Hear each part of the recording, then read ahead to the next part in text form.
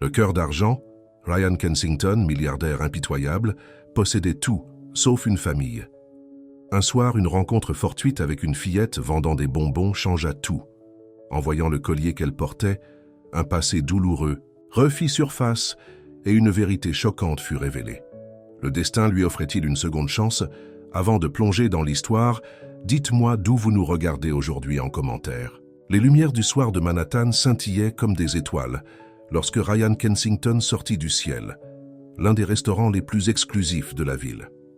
À 45 ans, son allure assurée et son costume impeccable, coûtant plus que le salaire mensuel de la plupart des gens, attiraient tous les regards.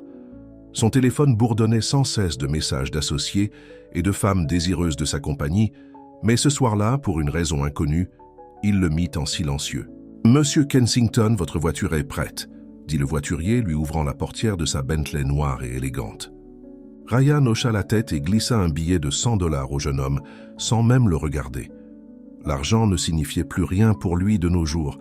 En tant que PDG de Kensington Enterprises, il avait bâti un empire valant des milliards dans l'immobilier et la technologie. Son visage apparaissait régulièrement en couverture des magazines économiques, toujours accompagné de titres saluant son succès impitoyable. Cette soirée aurait dû ressembler aux autres, un dîner d'affaires. Avec des investisseurs, suivi d'un digestif seul dans son penthouse. Mais alors qu'il s'apprêtait à monter dans sa voiture, une petite voix coupa le bruit du soir. « Monsieur, voulez-vous acheter des bonbons ?» Ryan se retourna, irrité par l'interruption. Sur le trottoir, près de l'entrée du restaurant, se tenait une fillette âgée de 7 ans au plus. Ses cheveux bruns étaient attachés en une queue de cheval négligée, et ses vêtements semblaient usés et trop petits. Dans ses petites mains, elle serrait un panier rempli de bonbons assortis. « Dégage, petite !» dit-il d'un ton méprisant. « C'est une propriété privée. » La fillette ne bougea pas. « S'il vous plaît, monsieur, c'est pour ma grand-mère. Elle est malade et a besoin de médicaments. » Quelque chose dans sa voix fit hésiter Ryan. Il n'y avait pas de pleurnicherie, pas de supplication, juste une détermination silencieuse dans ses grands yeux bruns qui lui semblaient étrangement familiers. « Où sont tes parents ?» demanda-t-il, sa voix s'adoucissant malgré lui. « Ma maman est morte l'année dernière, » répondit-elle, son petit menton tremblant légèrement avant qu'elle ne le raffermisse. « Et je n'ai jamais connu mon papa. » Ryan soupira. Il savait qu'il devrait simplement monter dans sa voiture et s'en aller. Les problèmes des autres ne le concernaient pas. C'est ce que son associé Marcus disait toujours. « Tu ne peux pas sauver tout le monde, Ryan. » C'est pour ça qu'on écrit des chèques à des œuvres de charité une fois par an et qu'on considère que c'est fait. Pourtant, il se surprit à tendre la main vers son portefeuille. « Combien ? Ce que vous pourrez donner, » dit-elle avec un petit sourire fatigué qui semblait trop vieux pour son jeune visage. Ryan sortit un billet de $50. « Tiens, maintenant, rentre chez toi. Il est trop tard pour qu'une enfant soit dehors à vendre. » Ses paroles furent brusquement interrompues lorsque la fillette tendit la main pour prendre l'argent. Le mouvement fit tomber quelque chose sous sa veste, un collier, une délicate chaîne en argent avec un petit pendentif en forme de cœur. Le souffle de Ryan se bloqua dans sa gorge. Le monde autour de lui sembla ralentir, les bruits de la rue s'estompant. Ce collier, il le connaissait. Le simple cœur en argent avec la petite rose gravée sur un côté. Il n'était ni cher ni particulièrement remarquable, sauf pour une chose, il avait appartenu à sa mère. « Où as-tu trouvé ça ?» demanda-t-il, sa voix à peine plus qu'un murmure. La fillette baissa les yeux, touchant le pendentif avec timidité. C'était celui de ma maman, avant qu'elle ne meure. Les jambes de Ryan tremblaient. Il s'agenouilla à la hauteur de la fillette, sans se soucier que son costume à $5000 touche le trottoir sale. « Comment s'appelait ? Ta mère ?» demanda-t-il, son cœur battant si fort qu'il pouvait l'entendre dans ses oreilles.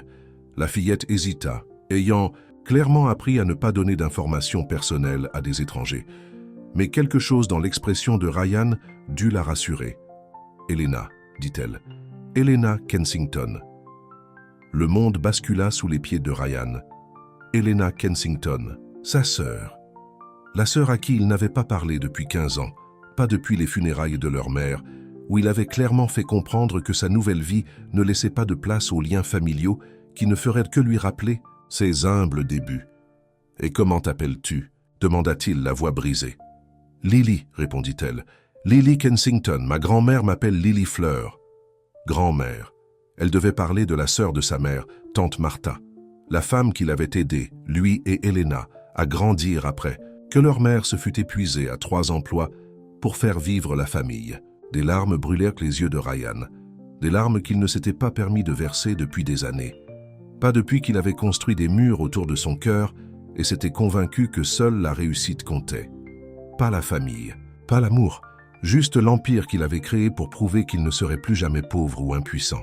« Lily, dit-il doucement, je m'appelle Ryan, Ryan Kensington. Je suis... » Il fit une pause, les mots lui restant dans la gorge. « Je suis ton oncle. » Les yeux de Lily s'écarquillèrent. « Oncle Ryan ?» Maman avait ta photo. Elle disait que tu vivais dans une grande tour comme un roi. Ryan sentit la honte l'envahir. Un roi? Oui, il vivait dans une tour. Un penthouse froid et vide où il comptait ses millions et se félicitait de son succès tandis que sa sœur était morte, laissant sa fille vendre des bonbons dans la rue. « Où est ta grand-mère maintenant, Lily ?» demanda-t-il. « À la maison. Elle est très malade. C'est pour ça que je vends des bonbons pour lui acheter ses médicaments. » Lily baissa les yeux sur son panier. « Mais je n'en ai vendu que 3 aujourd'hui. » Ryan prit alors une décision qui allait changer le cours de sa vie à jamais. « Et si j'achetais tous tes bonbons et qu'on aille voir grand-mère ensemble ?»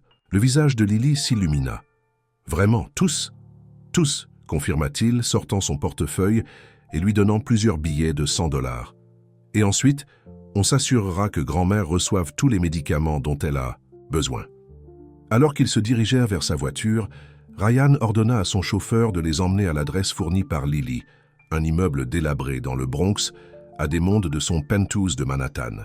Pendant le trajet, il apprit qu'Helena était morte d'un cancer il y a 1 an, que tante Martha s'occupait de Lily depuis et qu'elles étaient sur le point d'être expulsées parce que la sécurité sociale de Martha couvrait à peine la nourriture et encore moins le loyer et les médicaments pour son affection cardiaque. Maman disait que tu étais occupé à faire des choses importantes, n'expliqua Lily innocemment. C'est pour ça que tu ne pouvais pas venir.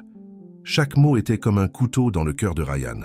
Il avait été occupé, c'est vrai, occupé à oublier d'où il venait, occupé à faire semblant de n'avoir pas de famille, occupé à se convaincre que la richesse était tout ce qui importait. La voiture s'arrêta devant un immeuble en ruine, recouvert de graffitis et de fenêtres brisées réparées avec du carton. Ryan, qui normalement ne se laisserait jamais surprendre dans un tel quartier, remarqua à peine son environnement, en suivant Lily jusqu'au 5e étage parce que l'ascenseur était en panne. Elle ouvrit la porte avec une clé qu'elle portait autour du cou, juste à côté du pendentif en forme de cœur. « Grand-mère, je suis rentrée, et j'ai amené quelqu'un de spécial. L'appartement était petit mais impeccablement propre. Dans le coin du salon qui servait aussi de salle à manger, une femme âgée était assise dans un fauteuil usé, une bouteille d'oxygène à côté d'elle. Malgré sa maladie évidente, les yeux de Martha étaient vifs et alertes, et ils s'écarquillèrent de surprise lorsqu'elle vit qui était entré dans sa maison. « Ryan » murmura-t-elle, comme si elle voyait un fantôme. « Ryan Kensington. »« Bonjour, tante Martha, » dit-il, se sentant soudainement comme un petit garçon. Le garçon qui avait autrefois couru vers cette femme pour se réconforter lorsque sa mère travaillait tard. La main de Martha tremblait lorsqu'elle lui tendit la main. « Après toutes ces années, tu es enfin rentré. » Ryan traversa la pièce et tomba à genoux à côté de sa chaise, prenant sa main fragile dans la sienne. « Je suis désolé, » dit-il, les mots inadéquats pour les années d'absence, pour avoir manqué les funérailles de sa sœur, pour avoir abandonné sa famille. Je suis tellement désolé. Martha toucha doucement son visage. Helena disait toujours que tu reviendrais un jour. Elle n'a jamais cessé de croire en toi, même lorsque tu as cessé de croire en la famille. Ryan craqua alors, les larmes coulant sur son visage, tandis que 15 ans d'émotions enfouies remontaient à la surface. Lily vint se tenir à côté de lui, posant sa petite main sur son épaule. « Ne pleure pas, oncle Ryan, » dit-elle. « Maman disait que les rois ne pleurent pas. » Ryan leva les yeux vers le visage innocent de sa nièce, voyant les yeux d'Helena le regarder. « Je ne suis pas un roi, Lily. Je suis juste un homme qui a oublié ce qui est important. » Ce soir-là, Ryan ne retourna pas à son penthouse. Il dormit sur le canapé-lit dans l'appartement de Martha et Lily, appelant son médecin personnel pour organiser les soins médicaux appropriés pour Martha et son avocat, pour s'assurer qu'elle n'aurait plus jamais à craindre d'être expulsée. Alors qu'il restait éveillé à écouter les bruits inconnus du quartier, il toucha la photographie que Lily lui avait donnée. Une photo d'Elena tenant sa fille nouveau-née, le collier en argent visible autour de son cou. Au dos, Elena avait écrit « Pour Ryan, s'il veut un jour rencontrer sa nièce ». Le lendemain matin, Ryan arriva au bureau de Kensington Enterprises, vêtu du même costume que la veille, ce qui ne s'était jamais produit auparavant. Son assistante, Victoria, faillit laisser tomber son café à cette vue. « Monsieur Kensington, nous nous sommes inquiétés lorsque vous n'êtes pas rentré hier soir. J'ai appelé. Annulez tous mes rendez-vous pour la semaine prochaine, l'interrompit-il, et trouvez-moi les coordonnées des meilleurs services pédiatriques de la ville. » Victoria cligna des yeux, confuse. « Service pédiatrique. Vous faites un don à une œuvre de charité pour enfants ?»« Non, » dit fermement Ryan. « J'amène ma nièce à la maison. » La nouvelle de la soudaine révélation familiale de Ryan se répandit rapidement dans l'entreprise. Dans l'après-midi, son associé Marcus Shaw avait fait irruption dans son bureau, le visage rouge de colère. « As-tu perdu la tête ?» demanda Marcus. « Tu disparaissais pour une nuit et tu reviens en parlant d'emménager une gamine des rues dans ton penthouse. Qu'en est-il de l'affaire de Singapour ?» Ryan regarda son partenaire de 10 ans avec des yeux nouveaux. Marcus avait-il toujours été aussi froid, ou Ryan ne l'avait-il jamais remarqué parce qu'il avait été le même? « Elle s'appelle Lily, » dit calmement Ryan. « C'est la fille de ma sœur, et c'est de la famille. » Marcus se moqua. « De la famille? Depuis quand tu te soucies de la famille? Tu as passé des années à construire cette entreprise avec moi, et maintenant tu vas tout jeter par-dessus bord pour une histoire larmoyante. Tu ne sais même pas si la gamine est vraiment de ta famille. » Ryan se leva, sa voix dangereusement calme. « Je sais parce qu'elle a le collier de ma mère, celui que j'ai donné à Elena après la mort de maman. Et je sais parce que lorsqu'elle sourit, elle ressemble à ma sœur. Alors, quel est ton plan ?» demanda Marcus. « Jouer les papas pour une gamine? Tu ne connais rien aux enfants. Tu seras de retour à la normale dans une semaine, une fois que la nouveauté sera passée. » Mais Ryan n'écoutait plus. Pour la première fois depuis 15 ans, il pensait clairement. L'affaire de Singapour peut attendre. La famille, non. Plus tard ce jour-là, Ryan retourna à l'appartement avec des papiers en main, des documents de tutelle pour Lily et des arrangements pour que Martha emménage dans une résidence pour personnes âgées de luxe avec des soins médicaux de pointe.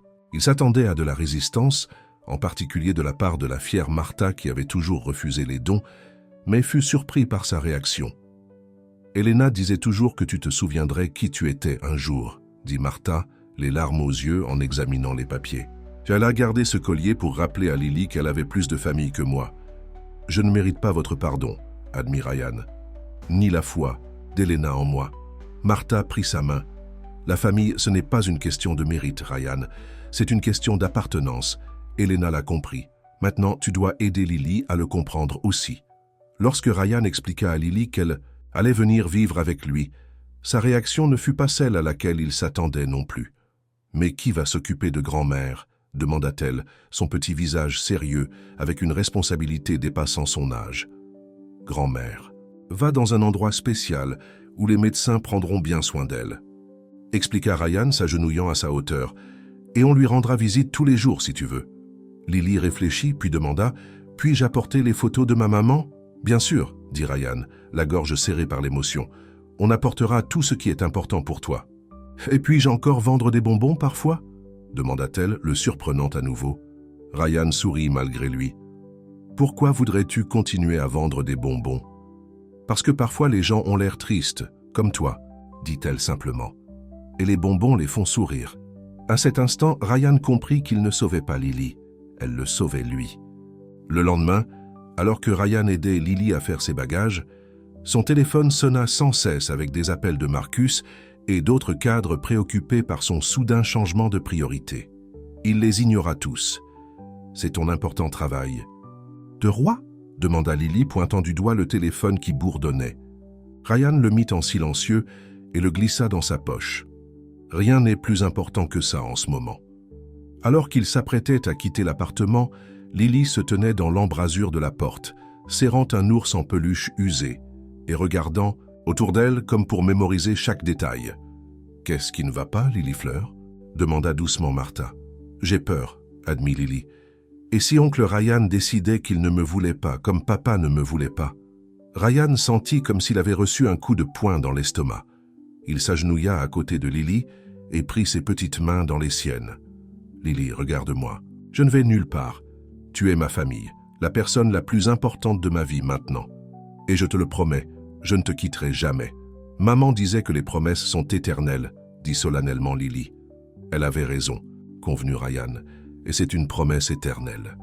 Alors qu'ils sortirent de l'immeuble, Ryan portant la petite valise de Lily et Lily serrant fermement la main de Martha, il sut que sa vie ne serait plus jamais la même. Le collier qui les avait réunis brillait au soleil sur la chemise de Lily, un rappel des liens familiaux qu'il avait tant essayé d'oublier. Le chauffeur ouvrit la portière de la Bentley et les yeux de Lily s'écarquillèrent devant la voiture de luxe. Mais avant de monter, elle se tourna vers Ryan avec une inquiétude soudaine. « Oncle Ryan, est-ce que les rois ont des histoires pour le coucher ?» Maman me lisait toujours une histoire pour le coucher. Ryan sourit, sentant une chaleur dans sa poitrine qu'il n'avait pas ressentie depuis des années. « Ce roi est en train d'apprendre, Lily.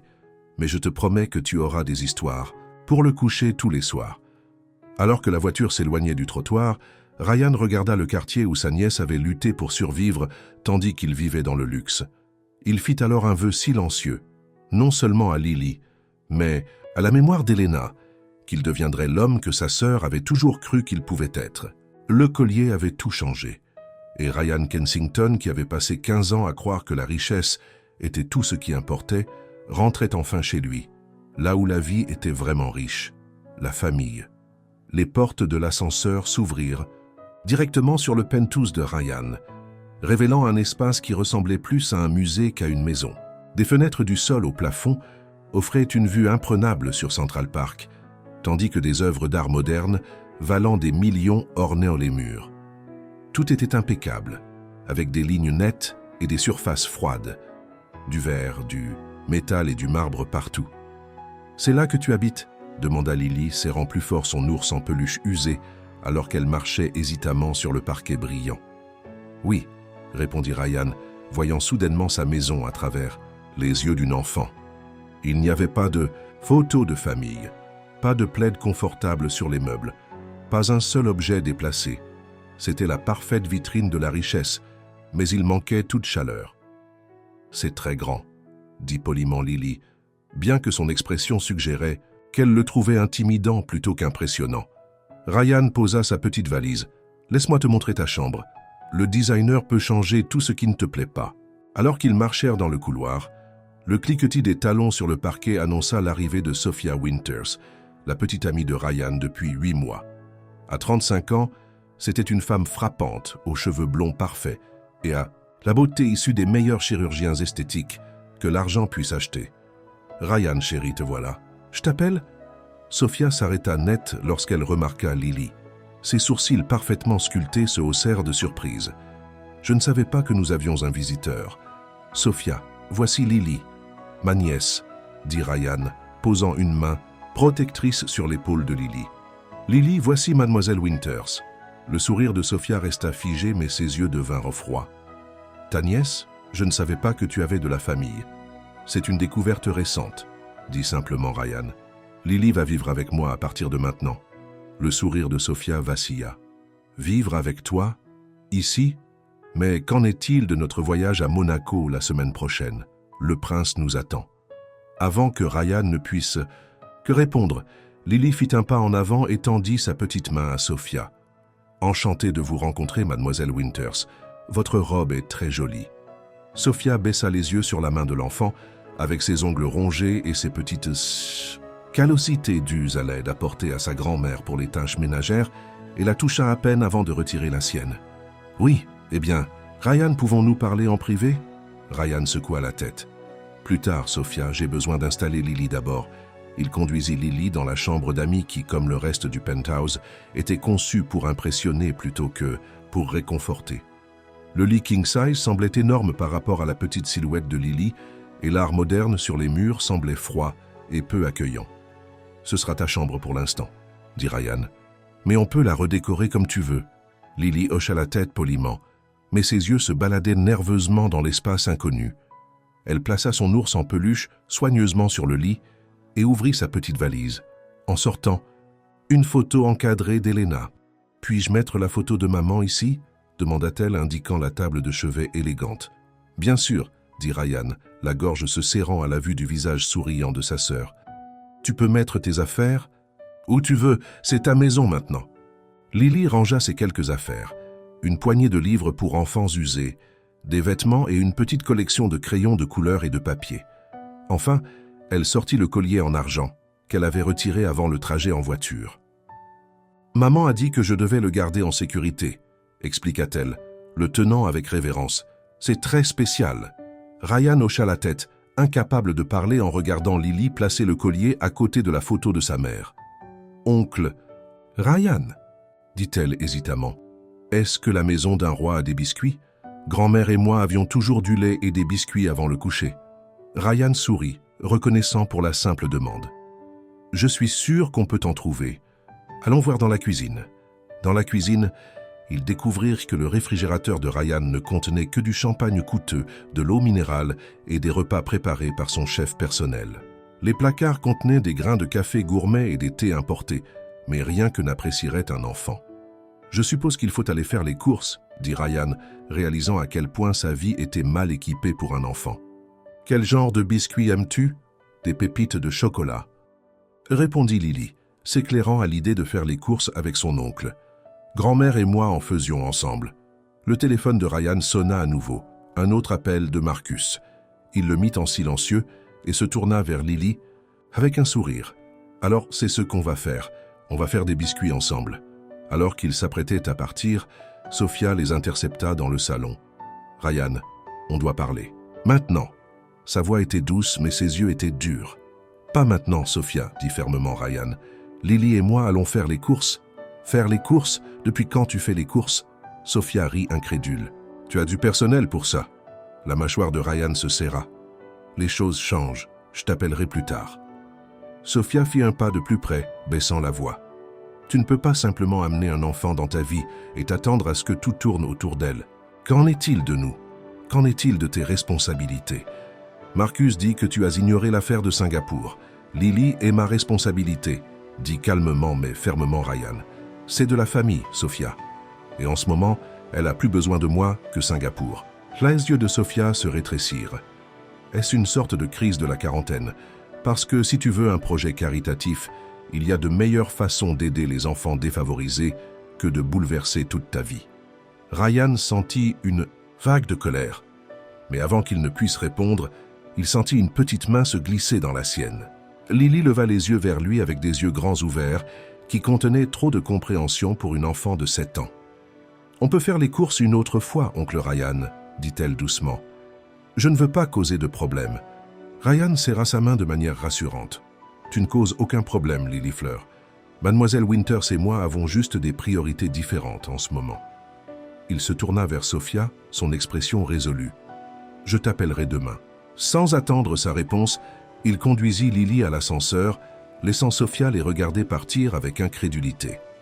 À l'épicerie, un endroit que Ryan ne se souvenait pas avoir jamais visité lui-même, ils remplirent un chariot de tout ce dont une fille de 7 ans pourrait avoir besoin. Des biscuits aux pépites de chocolat, bien sûr, mais aussi des céréales avec des personnages de dessin animés sur la boîte, du beurre de cacahuètes et de la gelée, et des collations, fruitées colorées. Dans l'allée des jouets, Ryan encouragea Lily à choisir ce qu'elle voulait, mais elle hésita. « Tu es sûre que c'est bon ?» demanda-t-elle, regardant un licorne en peluche avec envie. Maman disait toujours qu'il fallait faire attention à l'argent. Ryan ressentit une douleur dans le cœur, imaginant Elena luttant pour joindre les deux bouts, tandis qu'il vivait dans le luxe. « C'est plus que bon, Lily. Tu peux avoir tout ce que tu veux. » Lorsqu'ils retournèrent au Penthouse, chargés de sacs de courses, Sophia était partie. Mais elle avait laissé sa marque, une note sur le comptoir exprimant sa déception face au soudain changement de personnalité de Ryan et lui rappelant tout ce qu'il perdrait s'il continuait sur cette voie de médiocrité domestique. Ryan froissa la note et la jeta à la poubelle, puis rejoignit Lily pour déballer leurs achats. Ensemble, ils firent des biscuits aux pépites de chocolat à partir de 0, faisant un désordre de la cuisine immaculée. Pour la première fois, depuis des années, des rires résonnèrent dans l'espace froid et moderne, le réchauffant d'une manière qu'aucun designer n'avait jamais pu faire. Ce soir-là, Ryan tint sa promesse et lut une histoire pour le coucher à Lily. Alors qu'elle s'endormait, serrant sa nouvelle licorne aux côtés de son vieux ours en peluche, il remarqua le collier en argent sur la table de chevet, attrapant la douce lumière de la lampe de chevet. « Je ne te laisserai plus tomber, Helena », murmura-t-il à la photographie de sa sœur. « Je le promets. » Le lendemain matin, Ryan appela son assistante Victoria et lui demanda de trouver les meilleures écoles de Manhattan pour Lily. Il lui demanda également de programmer une réunion avec son avocat pour discuter des procédures d'adoption formelles. « Victoria, ajouta-t-il, faites redécorer mon bureau. Je veux des photos de famille sur les murs. Trouvez toutes les photos d'Helena que nous avons dans les archives de l'entreprise. » Victoria, toujours en train de s'adapter à cette nouvelle version de son patron, accepta sans hésitation. Le prochain appel de Ryan fut pour Martha à la résidence pour personnes âgées, vérifiant qu'elle s'installait et organisant un appel vidéo avec Lily le soir même. Il venait de raccrocher lorsque les portes de l'ascenseur s'ouvrirent et que Marcus entra, le visage rouge de colère. « Le conseil d'administration est en émoi », annonça Marcus sans préambule. « Les investisseurs de Singapour menacent de se retirer si vous ne supervisez pas personnellement l'affaire. Qu'est-ce qui se passe avec toi, Ryan? Bonjour à toi aussi. »« Marcus !» répondit calmement Ryan, versant du café dans une tasse décorée de licorne. « Un autre achat d'hier. » Marcus regarda la tasse enfantine avec incrédulité. « As-tu perdu la tête? Ce n'est pas toi. Le Ryan Kensington que je connais ne compromettrait jamais une affaire d'1 milliard de dollars pour un drame familial. Peut-être que tu n'as jamais connu le vrai moi, dit Ryan. Ou peut-être que je ne l'ai pas non plus jusqu'à maintenant. L'affaire de Singapour a besoin de ta signature aujourd'hui, insista Marcus, sortant des papiers de sa mallette. Je t'ai couvert, en leur disant que tu avais eu un léger problème de santé, mais ils veulent des assurances de ta part directement. Ryan prit les papiers et les scruta. L'affaire serait en effet lucrative. Étendre Kensington Enterprises au marché d'Asie du Sud-Est et potentiellement doubler leurs profits déjà énormes. Il y a une semaine, il aurait signé sans hésitation puis aurait célébré avec du champagne coûteux et se serait félicité d'une nouvelle victoire. « Je vais examiner cela et je vous ferai savoir d'ici la fin de la journée, » dit-il, rangeant les papiers. Marcus le regarda bouche bée. « Me faire savoir, ce n'est pas une question de peut-être, Ryan. C'est ce sur quoi nous travaillons depuis des années. » Avant que Ryan ne puisse répondre, une petite voix appela du couloir. « Oncle Ryan, puis-je prendre des céréales pour le petit déjeuner ?» Lily apparut dans l'embrasure de la porte, encore en pyjama, les cheveux ébouriffés par le sommeil. Elle s'arrêta lorsqu'elle vit Marcus soudainement timide. « Bien sûr que tu peux, Lily Fleur, » dit chaleureusement Ryan. « Viens rencontrer Monsieur Shaw, il travaille avec moi. » Lily s'approcha prudemment, étudiant Marcus avec la méfiance d'une enfant qui avait appris tôt que tous les adultes n'étaient pas dignes de confiance. « Bonjour, » dit-elle poliment, bien qu'elle soit restée près de Ryan. Marcus regarda Lily puis Ryan, son expression étant un mélange d'incrédulité et de calcul. Alors voici la fameuse nièce. Je dois dire, Ryan, elle a un air d'Helena. Ryan se tendit à la mention du nom de sa sœur sur les lèvres de Marcus. Tu n'as jamais rencontré Helena? Pas en personne, non, admit Marcus d'un haussement d'épaule. Mais j'ai vu des photos. Des fêtes de fin d'année de l'entreprise d'avant que tu ne deviennes célèbre, à l'époque où tu invitais encore ta famille aux événements de l'entreprise. Il y avait quelque chose dans le ton de Marcus qui rendait Ryan mal, à l'aise, une pointe de quelque chose au-delà des préoccupations professionnelles. Mais avant qu'il ne puisse approfondir, Lily tira sa main. « Puis-je porter mon collier spécial aujourd'hui » demanda-t-elle. « Je promets d'en prendre soin. »« Bien sûr » répondit Ryan, se retournant vers elle. « C'est ton collier, maintenant. » Les yeux de Marcus se rétrécirent à la mention d'un collier, mais il ne dit rien, rassemblant plutôt sa mallette. « Examine ces papiers, Ryan. J'ai besoin de ta réponse avant 3 heures. » Après son départ, Ryan aida Lily à prendre son petit déjeuner, puis appela à nouveau Victoria pour lui demander de venir au penthouse pour rester avec Lily pendant qu'il allait au bureau pendant quelques heures. Il devait s'occuper de la situation de Singapour, mais voulait aussi fouiller dans les archives de l'entreprise pour quelque chose qui le hantait depuis la visite de Marcus. Au bureau, Ryan contourna sa suite exécutive et se dirigea directement vers la salle des archives au sous-sol. Peu de gens venaient ici, où l'histoire de l'entreprise était conservée dans des rangées d'armoires et de boîtes de classement. Il trouva ce qu'il cherchait dans une boîte poussiéreuse étiquetée « Événements d'entreprise 2007-2008 », des photographies de la fête de Noël de l'année précédant sa nomination au poste de PDG. Sur une photo, il se tenait fièrement à côté d'Elena, son bras autour de ses épaules. Elle portait une simple robe noire et le collier en forme de cœur en argent. Ils souriaient tous les deux, ignorant que dans quelques mois, leur relation se briserait irréparablement à mesure que l'ambition de Ryan le consumerait. Mais ce n'est pas sur Elena que Ryan se concentrait maintenant. C'était l'homme en arrière-plan, la regardant avec un intérêt non dissimulé. Un jeune Marcus Shaw, qui à cette époque n'était qu'un autre cadre ambitieux de l'entreprise. Ryan feuillette d'autres photos et en trouve une autre, cette fois de Marcus parlant à Elena au bar. Ryan n'avait aucun souvenir de les avoir présentés, mais ils s'étaient clairement rencontrés. Son téléphone sonna avec un SMS de Victoria. « Lily demande quand tu seras à la maison.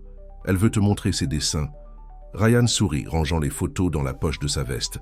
Il se pencherait sur la situation de Marcus plus tard. Pour l'instant, sa nièce avait besoin de lui. De retour au Penthouse, Ryan trouva Lily et Victoria à la table à manger, entourés de crayons de couleur et de papier.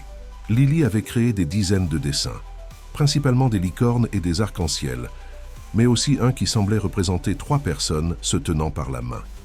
Un homme grand et en costume, une petite fille et une « Les Lumières ».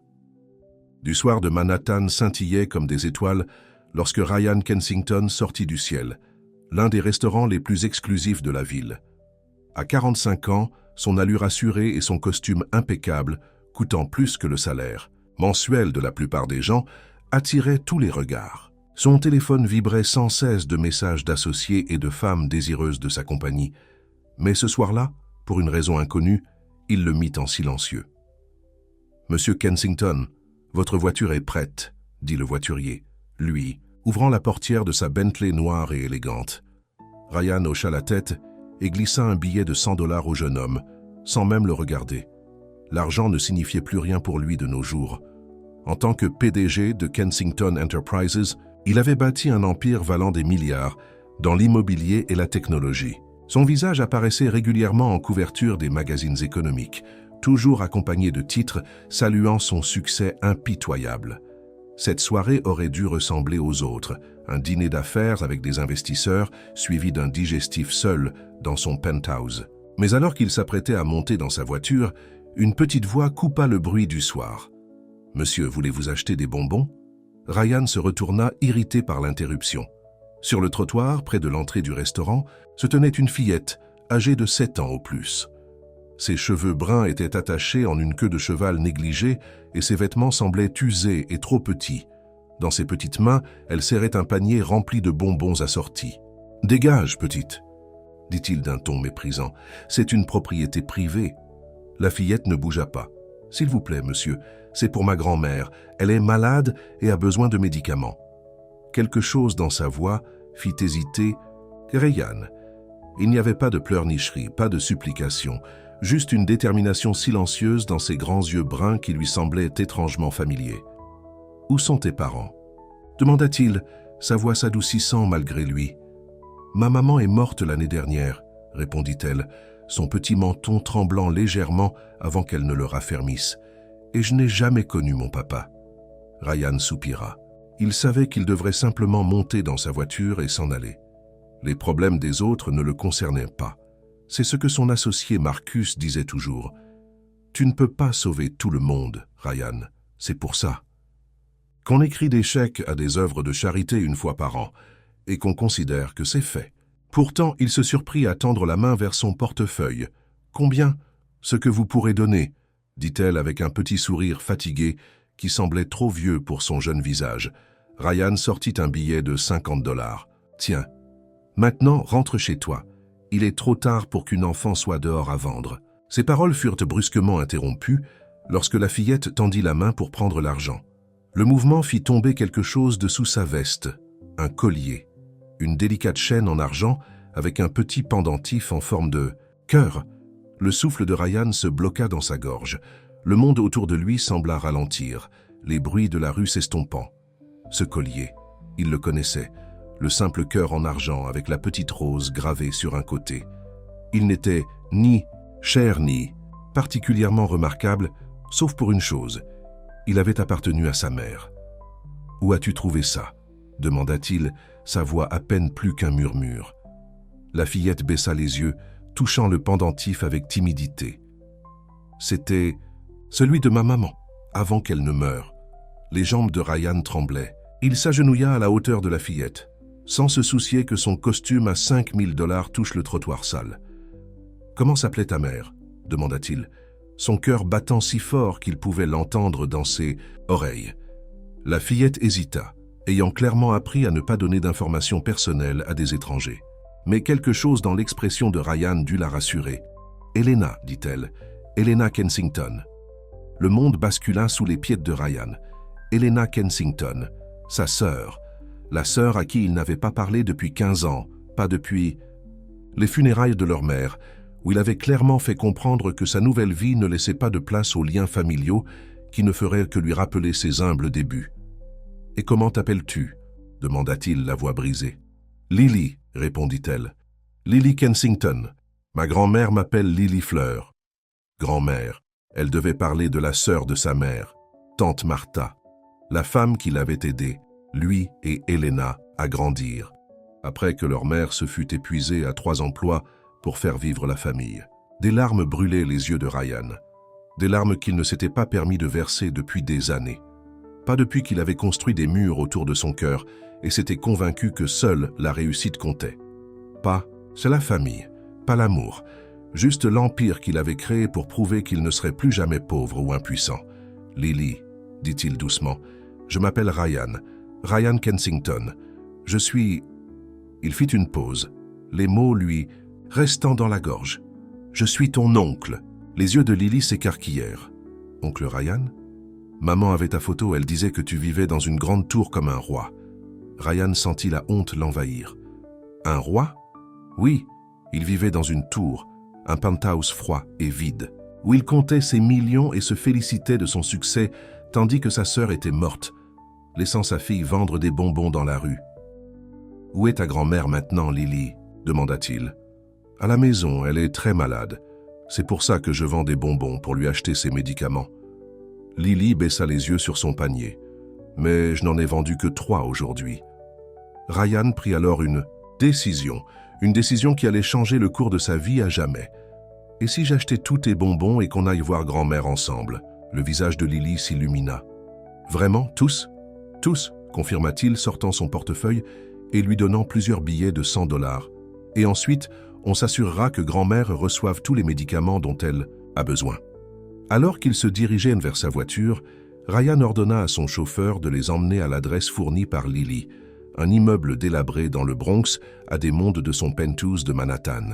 Pendant le trajet, il apprit qu'Helena était morte d'un cancer il y a 1 an, que tante Martha s'occupait de Lily depuis, et qu'elles étaient sur le point d'être expulsées parce que la sécurité sociale de Martha couvrait à peine la nourriture, et encore moins le loyer et les médicaments pour son affection cardiaque. « Maman disait que tu étais occupée à faire des choses importantes, » expliqua Lily innocemment. « C'est pour ça que tu ne pouvais pas venir. » Chaque mot était comme un couteau dans le cœur de Ryan.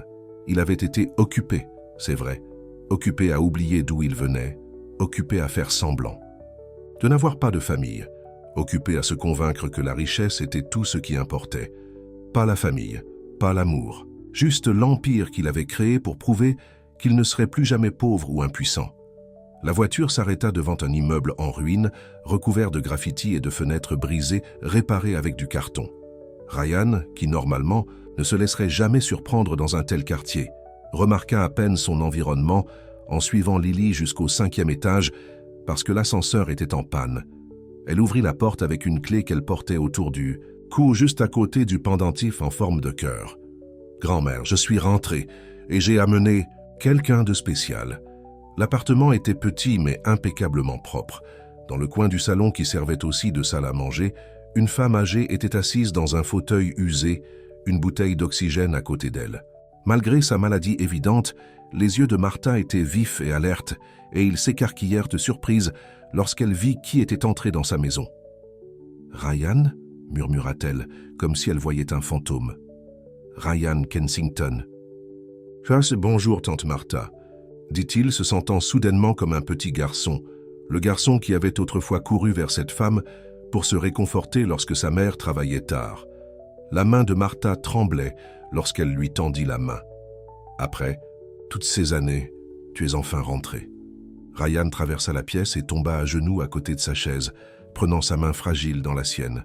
« Je suis désolé, dit-il, les mots inadéquats pour les années d'absence, pour avoir manqué les funérailles de sa sœur, pour avoir abandonné sa famille. Je suis tellement désolé. » Martha toucha doucement son visage. « Elena disait toujours que tu reviendrais un jour. Elle n'a jamais cessé de croire en toi, même lorsque tu as cessé de croire en la famille. » Ryan craqua alors, les larmes coulant sur son visage, tandis que 15 ans d'émotions enfouies remontaient à la surface. Lily vint se tenir à côté de lui, posant sa petite main sur son épaule. « Ne pleure pas, oncle Ryan, dit-elle. Maman disait que les rois ne pleurent pas. » Ryan leva les yeux vers le visage innocent de sa nièce, voyant les yeux d'Elena le regarder. « Je ne suis pas un roi, Lily. Je suis juste un homme qui a oublié ce qui est important. » Ce soir-là, Ryan ne retourna pas à son penthouse. Il dormit sur le canapé-lit dans l'appartement de Martha et Lily, appelant son médecin personnel pour organiser les soins médicaux appropriés pour Martha et son avocat, pour s'assurer qu'elle n'aurait plus jamais à craindre d'être expulsée. Alors qu'il restait éveillé à écouter les bruits inconnus du quartier, il toucha la photographie que Lily lui avait donnée. Une photo d'Elena tenant sa fille nouveau-née, le collier en argent visible autour de son cou. Au dos, Elena avait écrit « Pour Ryan s'il veut un jour rencontrer sa nièce ». Le lendemain matin, Ryan arriva au bureau de Kensington Enterprises vêtu du même costume que la veille, ce qui ne s'était jamais produit auparavant. Son assistante, Victoria, faillit laisser tomber son café à cette vue. « Monsieur Kensington, nous nous sommes inquiétés lorsque vous n'êtes pas rentré hier soir. J'ai appelé « Annuler tous mes rendez-vous pour la semaine prochaine », l'interrompit-il, « et trouvez-moi les coordonnées des meilleurs services pédiatriques de la ville. » Victoria cligna des yeux, confuse. « Service pédiatrique ? Vous faites un don à une œuvre de charité pour enfants ? » « Non, » dit fermement Ryan. « J'amène ma nièce à la maison. » La nouvelle de la soudaine révélation familiale de Ryan se répandit rapidement dans l'entreprise. Dans l'après-midi, son associé Marcus Shaw avait fait irruption dans son bureau, le visage rouge de colère. « As-tu perdu la tête ?» demanda Marcus. « Tu disparaissais pour une nuit et tu reviens en parlant d'emménager une gamine. Des rues dans ton penthouse ? Qu'en est-il de l'affaire de Singapour ?» Ryan regarda son partenaire de 10 ans avec des yeux nouveaux. Marcus avait-il toujours été aussi froid ou Ryan ne l'avait-il jamais remarqué parce qu'il avait été le même ? « Elle s'appelle Lily, » dit calmement Ryan. « C'est la fille de ma sœur. Et c'est de la famille. » Marcus se moqua. « De la famille ? Depuis quand tu te soucies de la famille ? Tu as passé des années à construire cette entreprise. C'est avec moi. Et maintenant tu vas tout jeter par-dessus bord pour une histoire larmoyante. Tu ne sais même pas si la gamine est vraiment de ta famille. » Ryan se leva, sa voix dangereusement calme. « Je sais parce qu'elle a le collier de ma mère, celui que j'ai donné à Elena après la mort de maman. Et je sais parce que lorsqu'elle sourit, elle ressemble à ma sœur. Alors, quel est ton plan ?» demanda Marcus. « Jouer les papas pour une gamine ? Tu ne connais rien aux enfants. Tu seras de retour à la normale dans une semaine, une fois que la nouveauté sera passée. » Mais Ryan n'écoutait plus. Pour la première fois depuis 15 ans, il pensait clairement. L'affaire de Singapour peut attendre. La famille, non. Plus tard ce jour-là, Ryan retourna à l'appartement avec des papiers en main, des documents de tutelle pour Lily et des arrangements pour que Martha emménage dans une résidence pour personnes âgées de luxe avec des soins médicaux de pointe. Il s'attendait à de la résistance, en particulier de la part de la fière Martha qui avait toujours refusé les dons, mais fut surpris par sa réaction. « Elena disait toujours que tu te souviendrais qui tu étais un jour, » dit Martha, les larmes aux yeux, en examinant les papiers. « T'as gardé ce collier pour rappeler à Lily qu'elle avait plus de famille que moi. »« Je ne mérite pas votre pardon, » admit Ryan, « ni la foi d'Elena en moi. » Martha prit sa main. « La famille, ce n'est pas une question de mérite, Ryan. C'est une question d'appartenance. » Elena l'a compris. Maintenant, tu dois aider Lily à le comprendre aussi. Lorsque Ryan expliqua à Lily qu'elle allait venir vivre avec lui, Ryan ne la comprendra pas. « Je ne mérite pas votre pardon, » admit Ryan, « ni la foi d'Elena en moi. » Martha prit sa main. « La famille, ce n'est pas une question de mérite, Ryan. C'est une question d'appartenance. » Elena l'a compris. Maintenant, tu dois aider Lily à le comprendre aussi. Lorsque Ryan expliqua à Lily qu'elle allait venir vivre avec lui, Sa réaction ne fut pas celle à laquelle il s'attendait non plus. « Mais qui va s'occuper de grand-mère » demanda-t-elle, son petit visage sérieux, avec une responsabilité dépassant son âge. « Grand-mère va dans un endroit spécial où les médecins prendront bien soin d'elle, » expliqua Ryan, s'agenouillant à sa hauteur. « Et on lui rendra visite tous les jours, si tu veux. » Lily réfléchit, puis demanda « Puis-je apporter les photos de ma maman ?»« Bien sûr, » dit Ryan, la gorge serrée par l'émotion. « On apportera tout ce qui est important pour toi. »« Puis-je encore vendre des bonbons parfois ?» demanda-t-elle, le surprenant à nouveau. Ryan sourit malgré lui. « Pourquoi voudrais-tu continuer à vendre des bonbons ?»« Parce que parfois les gens ont l'air tristes, comme toi, » dit-elle simplement. « Et les bonbons les font sourire. » À cet instant, Ryan comprit qu'il ne sauvait pas Lily. Elle le sauvait lui. Le lendemain, alors que Ryan aidait Lily à faire ses bagages, son téléphone sonna sans cesse avec des appels de Marcus et d'autres cadres préoccupés par son soudain changement de priorité. Il les ignora tous. « C'est ton important travail de roi ?» demanda Lily, pointant du doigt le téléphone qui bourdonnait. Ryan le mit en silencieux et le glissa dans sa poche. Rien n'est plus important que ça en ce moment. Alors, qu'il s'apprêtait à quitter l'appartement, Lily se tenait dans l'embrasure de la porte, serrant un ours en peluche usé et regardant autour d'elle comme pour mémoriser chaque détail. « Qu'est-ce qui ne va pas, Lily Fleur ?» demanda doucement Martha. « J'ai peur, » admit Lily. « Et si oncle Ryan décidait qu'il ne me voulait pas, comme papa ne me voulait pas ?» Ryan sentit comme s'il avait reçu un coup de poing dans l'estomac. Il s'agenouilla à côté de Lily et prit ses petites mains dans les siennes. « Lily, regarde-moi. Je ne vais nulle part. Tu es ma famille, la personne la plus importante de ma vie maintenant. Et je te le promets, je ne te quitterai jamais. » « Maman disait que les promesses sont éternelles, » dit solennellement Lily. « Elle avait raison, convenu Ryan, et c'est une promesse éternelle. » Alors qu'ils sortirent de l'immeuble, Ryan portant la petite valise de Lily et Lily serrant fermement la main de Martha, il sut que sa vie ne serait plus jamais la même. Le collier qui les avait réunis brillait au soleil sur la chemise de Lily, un rappel des liens familiaux qu'il avait tant essayé d'oublier. Le chauffeur ouvrit la portière de la Bentley et les yeux de Lily s'écarquillèrent devant la voiture de luxe. Mais avant de monter, elle se tourna vers Ryan avec une inquiétude soudaine. « Oncle Ryan, est-ce que les rois ont des histoires pour le coucher ? Maman me lisait toujours une histoire pour le coucher. » Ryan sourit, sentant une chaleur dans sa poitrine qu'il n'avait pas ressentie depuis des années. « Ce roi est en train d'apprendre, Lily. Mais je te promets que tu auras des histoires pour le coucher tous les soirs. » Alors que la voiture s'éloignait du trottoir, Ryan regarda le quartier où sa nièce avait lutté pour survivre tandis qu'il vivait dans le luxe. Il fit alors un vœu silencieux, non seulement à Lily mais à la mémoire d'Elena, qu'il deviendrait l'homme que sa sœur avait toujours cru qu'il pouvait être. Le collier avait tout changé. Et Ryan Kensington, qui avait passé 15 ans à croire que la richesse était tout ce qui importait, rentrait enfin chez lui là où la vie était vraiment riche, la famille. Les portes de l'ascenseur s'ouvrirent directement sur le penthouse de Ryan, révélant un espace qui ressemblait plus à un musée qu'à une maison. Des fenêtres du sol au plafond offraient une vue imprenable sur Central Park, tandis que des œuvres d'art modernes valant des millions ornèrent les murs. Tout était impeccable, avec des lignes nettes et des surfaces froides, du verre, du métal et du marbre partout. « C'est là que tu habites ?» demanda Lily, serrant plus fort son ours en peluche usé, alors qu'elle marchait hésitamment sur le parquet brillant. « Oui, » répondit Ryan, voyant soudainement sa maison à travers les yeux d'une enfant. Il n'y avait pas de photos de famille, pas de plaid confortable sur les meubles, pas un seul objet déplacé.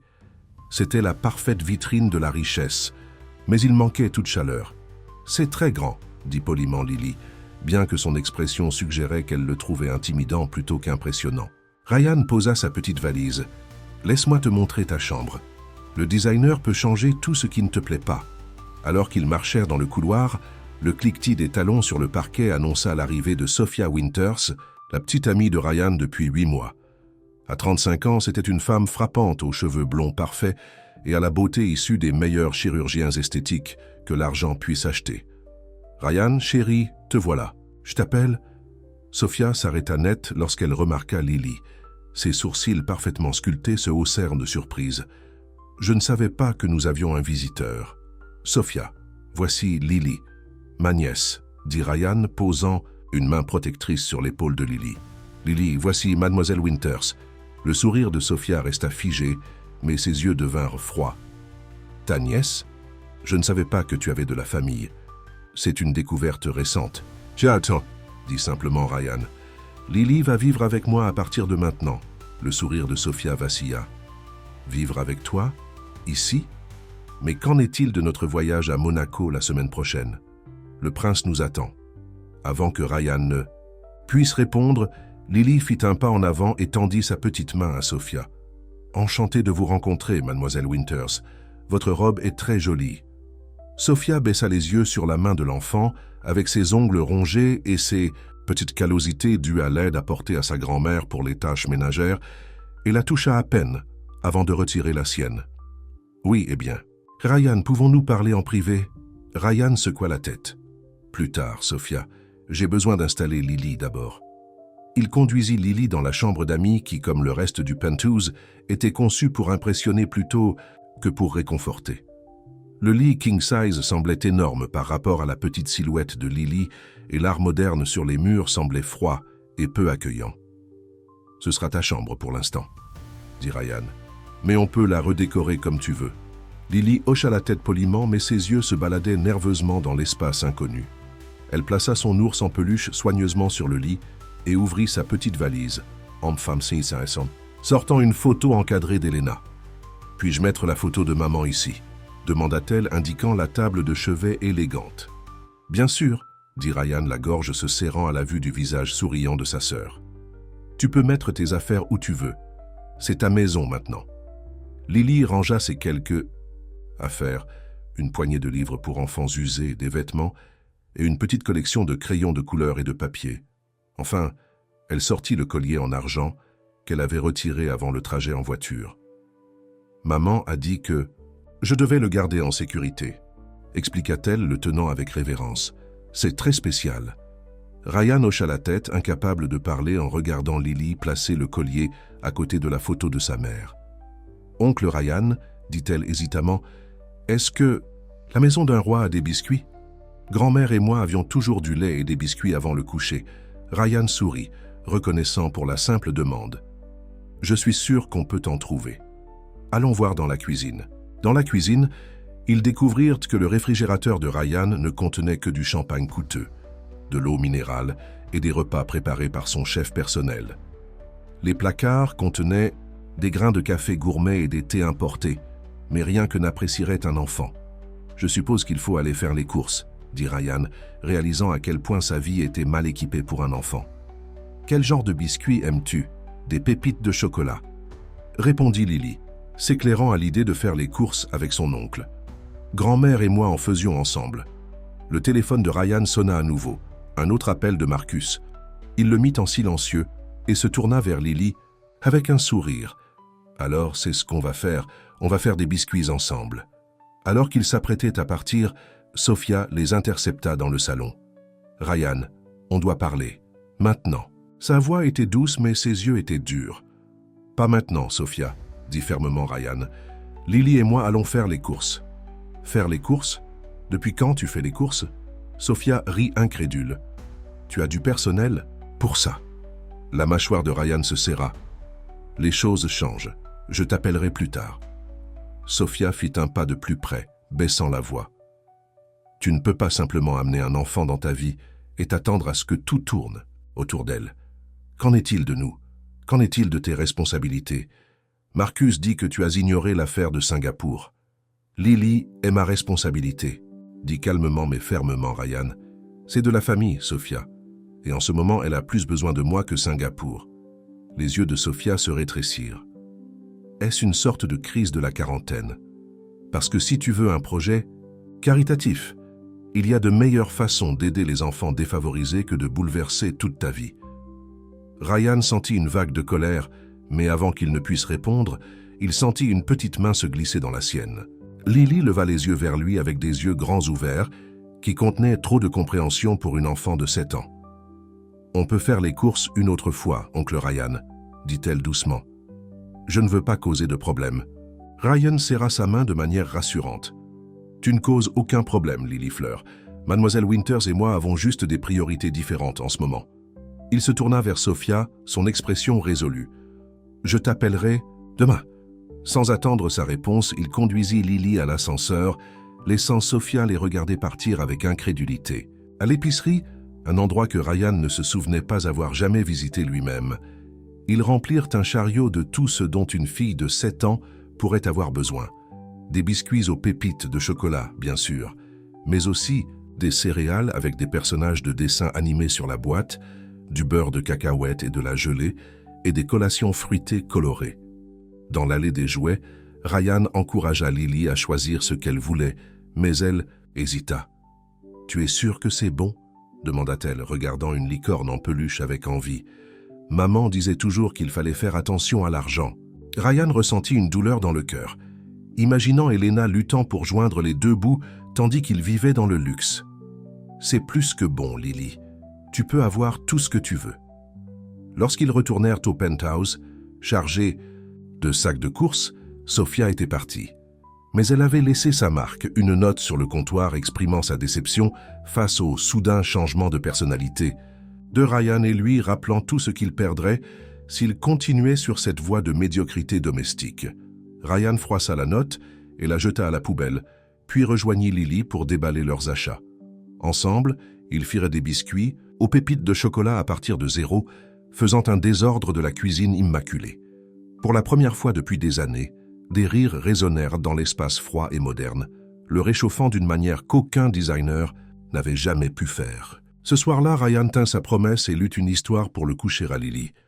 Alors qu'elle s'endormait, serrant sa nouvelle licorne aux côtés de son vieux ours en peluche, il remarqua le collier en argent sur la table de chevet, attrapant la douce lumière de la lampe de chevet.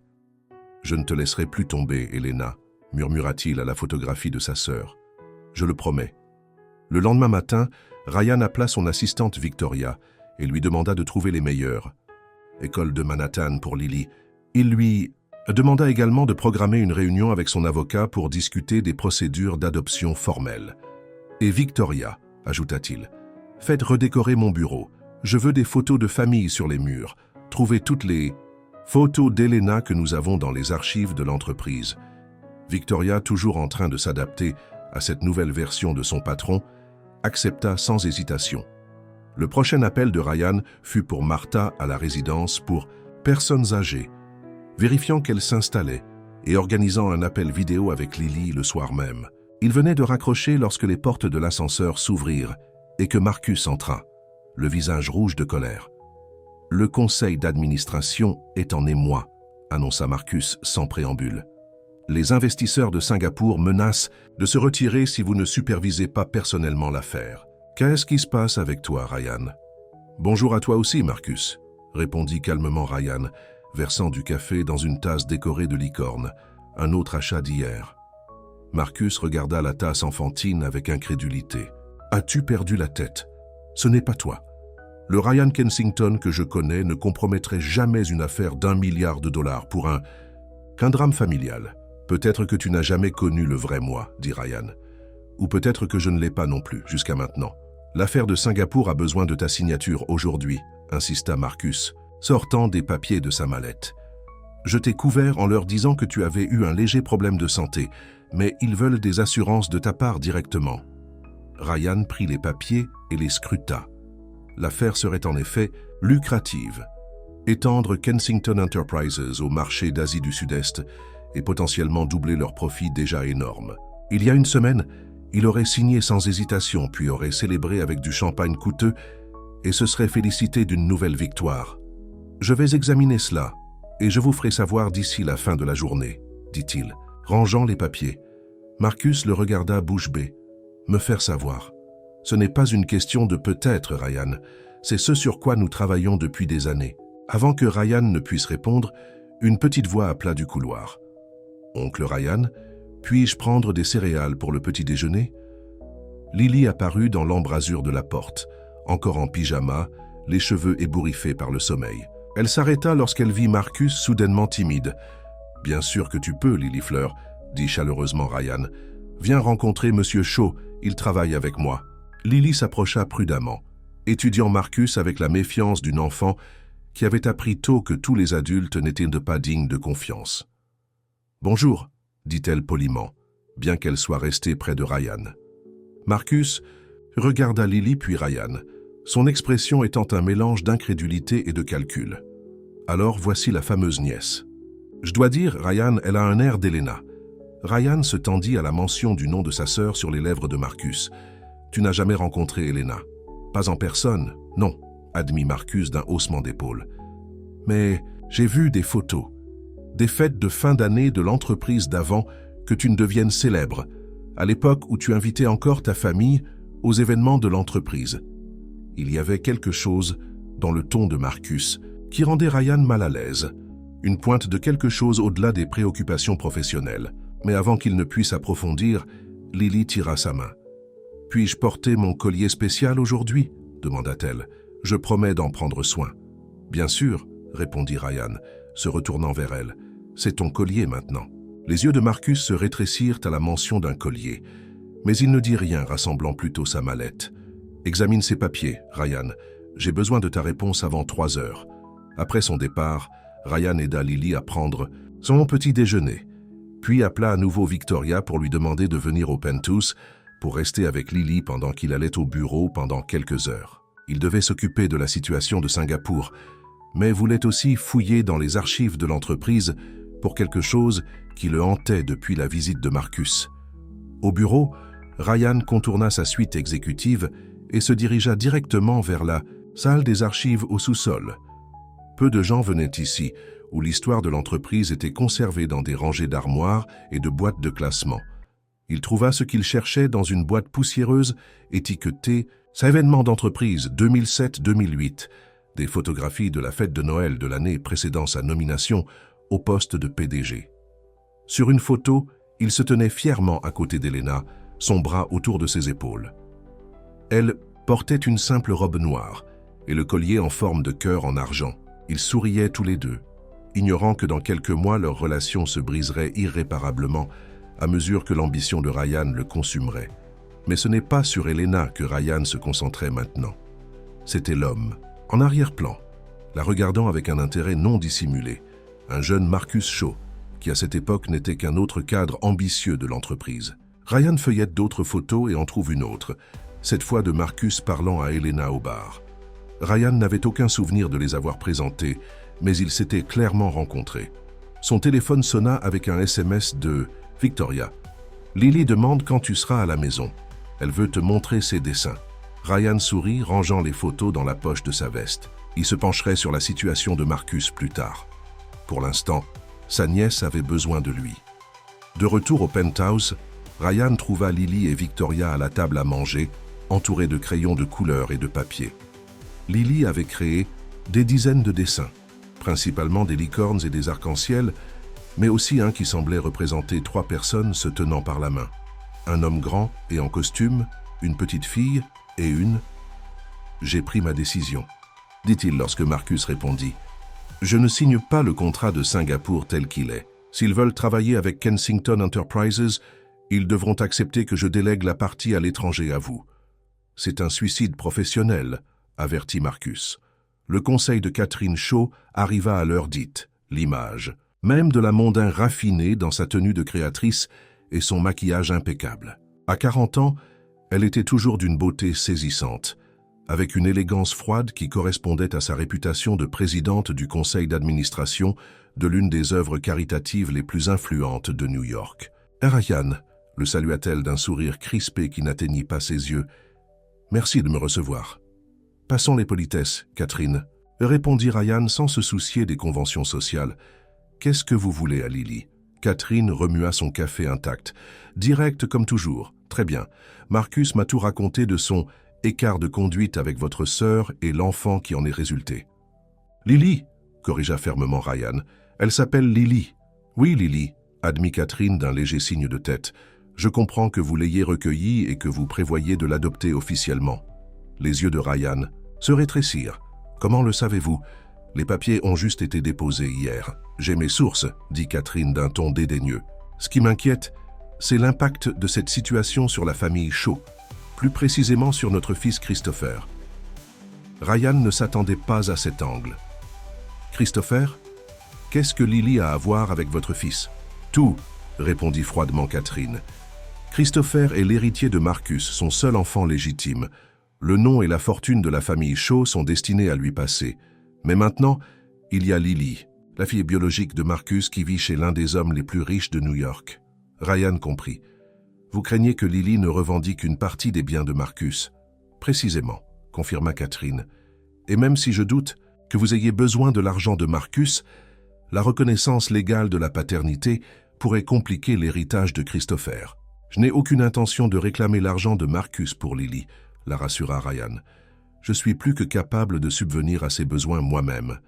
Catherine se pencha en avant. Les intentions changent, Ryan. Que se passe-t-il? Si votre entreprise rencontre des difficultés, ou si vous décidez que Lily mérite le soutien de son père biologique, après tout, j'ai besoin de plus que des assurances verbales. Qu'est-ce que vous proposez exactement? Demanda Ryan avec méfiance. Un accord juridique, expliqua Catherine.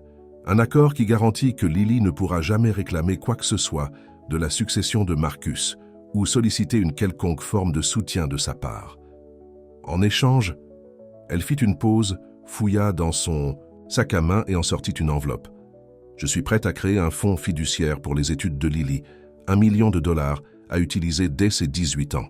Ryan fixa l'enveloppe avec incrédulité. Vous essayez d'acheter ma nièce? J'essaie de protéger mon fils, corrigea Catherine, et d'offrir à Lily un avenir sûr en même temps. C'est une proposition raisonnable. Raisonnable, répéta Ryan avec incrédulité.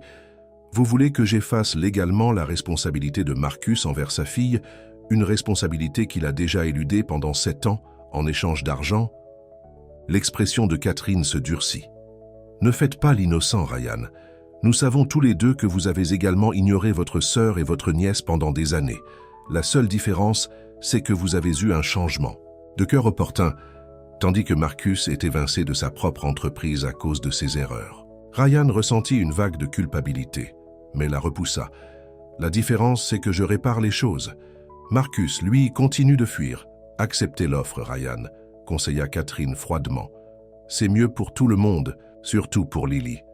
Voulez-vous vraiment qu'elle sache que son père biologique l'a rejeté 2 fois, d'abord avant sa naissance et maintenant de nouveau? Ryan se leva laissant l'enveloppe intacte sur la table. Lily a déjà tout ce dont elle a besoin, une famille qui l'aime. Gardez votre argent, Catherine, et dites à Marcus que s'il veut faire partie de la vie de Lily, il devra faire beaucoup mieux que d'envoyer sa femme avec un chéquier. Alors que Ryan s'éloignait, Catherine l'appela. « Ce n'est pas fini, Ryan. Je protège ce qui est à moi. » Ah. Menace persista dans l'esprit de Ryan alors qu'il retournait au bureau. Il appela immédiatement son avocat et lui expliqua la situation, demandant une sécurité accrue pour le Penthouse et la nouvelle école de Lily qu'elle devait commencer à fréquenter la semaine suivante. Ce soir-là, alors que Ryan aidait Lily à se préparer pour le coucher, il se retrouva à étudier ses traits de plus près, à la recherche de traces de Marcus. Elles étaient là si l'on savait où regarder. La forme de ses yeux, la courbe de son menton. Mais son esprit, sa gentillesse, tout cela, c'était Helena. « Oncle Ryan, » dit Lily alors qu'il la couvrait, « t'inquiètes-tu pour quelque chose ?» Ryan sourit, étonné de sa perspicacité. « Un peu, mais rien qui ne te concerne. » Lily joua avec le collier en argent en forme de cœur, qu'elle portait maintenant même au lit. « Est-ce à cause de cette dame qui a appelé aujourd'hui ?» Ryan se figea. « Quelle dame, Lily ? Elle a appelé quand Victoria m'aidait. Avec mes maths, expliqua Lily. Elle a dit qu'elle était une vieille amie de ma maman et qu'elle voulait me parler d'elle. » Des cloches d'alarme sonnèrent dans la tête de Ryan. « As-tu parlé avec elle ?» Lily secoua la tête. « Victoria a dit que je n'avais pas le droit de parler à des inconnus au téléphone, mais la dame a dit qu'elle essaierait de nouveau. » Ryan prit mentalement note de remercier Victoria pour sa vigilance et de changer immédiatement leur numéro de téléphone. C'était la bonne chose à faire, Lily Fleur. Si quelqu'un t'appelle ou t'approche que tu ne connais pas, préviens-moi ou Victoria immédiatement, d'accord? D'accord, accepta Lily, puis ajouta pensivement. Oncle Ryan, penses-tu que mon vrai papa pense parfois à moi? La question prit Ryan au dépourvu. Pourquoi demandes-tu ça? Lily haussa les épaules, ses petites épaules se soulevant et s'abaissant sous son pyjama. Jenny au parc a 2 papas, son vrai et son beau-père. Elle a dit que tout le monde a un vrai papa quelque part. Ryan s'assit au bord du lit, choisissant ses mots avec soin. C'est vrai, Lily, tout le monde a un père biologique, mais être un vrai papa, c'est plus que de la biologie. Cela signifie être là, prendre soin et mettre son enfant en premier. Comme tu le fais? Demanda innocemment Lily. Ryan hocha la tête, la gorge serrée par l'émotion. J'essaie. Je t'aime beaucoup, Lily. Je t'aime aussi, dit-elle en bâillant. Et je n'ai pas besoin d'un autre papa, tu es parfait. Alors, que Lily s'endormait, Ryan toucha doucement le collier en argent en forme de cœur. Je te protégerai, murmura-t-il. Je te le promets. Le lendemain matin, Ryan reçut un appel inquiétant de son avocat. Catherine Shaw a demandé un test ADN, expliqua l'avocat. Elle prétend qu'en tant que mère de Christopher, elle a le droit de confirmer si Lily est bien l'enfant de Marcus, ce qui ferait d'elle la demi-sœur de Christopher. Peut-elle faire ça? Demanda Ryan. C'est compliqué, admit l'avocat. Normalement, non. Mais elle soutient que la démission de Marcus et les rumeurs qui l'entourent ont déjà créé une reconnaissance de paternité de facto qui affecte Christopher. Contestez ça, ordonna Ryan. Utilisez toutes les manœuvres juridiques possibles pour bloquer ça.